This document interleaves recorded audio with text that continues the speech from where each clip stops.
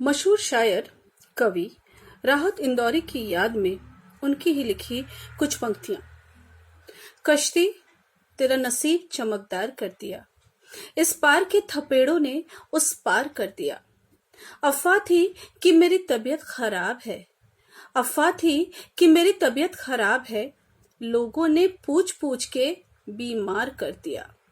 रातों को चांदनी के भरोसे न छोड़ना, रातों को चांदनी के भरोसे न छोड़ना, सूरज ने जुगनुओं को खबरदार कर दिया। रुक रुक के लोग देख रहे हैं मेरी तरफ, रुक रुक के लोग देख रहे हैं मेरी तरफ, तुमने जरा सी बात को अखबार कर दिया। इस बार एक और भी दीवार गिर गई, इस बार एक और भी दीवार गिर गई, बारिश ने मेरे घर को हवादार कर दिया।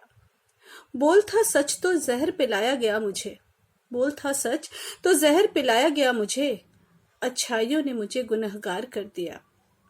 2 गज सही, 2 गज सही ये मेरी मिल्कियत तो है, ए मौत तूने मुझे जमींदार कर दिया, ए मौत तूने मुझे जमींदार कर दिया। शुक्रिया।